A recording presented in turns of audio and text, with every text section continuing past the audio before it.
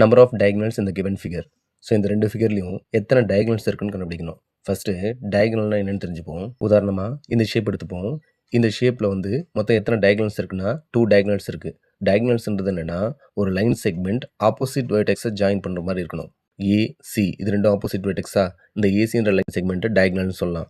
அதே மாதிரி பிடி ஆப்போசிட் வெர்டெக்ஸா, இதை ஜாயின் பண்ணுற லைன் செக்மெண்ட்டை டயகனல்னு சொல்லலாம். சேம் வே இந்த ரெண்டு ஃபிகர்லையும் எத்தனை டயகனல்ஸ் இருக்குன்னு கண்டுபிடிக்கணும். இதை நீங்கள் ட்ரா பண்ணி கண்டுபிடிச்சிங்கன்னா கொஞ்சம் டிஃபிகல்ட்டாக இருக்கும்.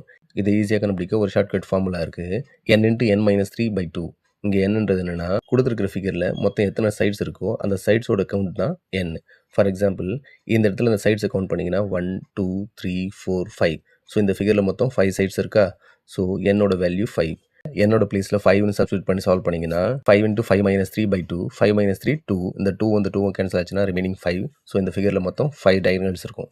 சேம் ப்ரொசீஜர் இந்த இடத்துல ஃபஸ்ட்டு சைட்ஸை கவுண்ட் பண்ணுவோம். 1 2 3 4 5 6. 6 சைட்ஸ் இருக்கா. ஸோ என்னோட வேல்யூ 6. இங்கே சப்ஸ்டியூட் பண்ணி சால்வ் பண்ணுங்கள். 6 × 6 - 3/2. 6 - 3 3. இந்த 2வும் 6 கேன்சல் பண்ணிங்கன்னா 1 time 3 times 3 3s are 9. So இதில் மொத்தம் 9 டயகனல்ஸ் இருக்கும்.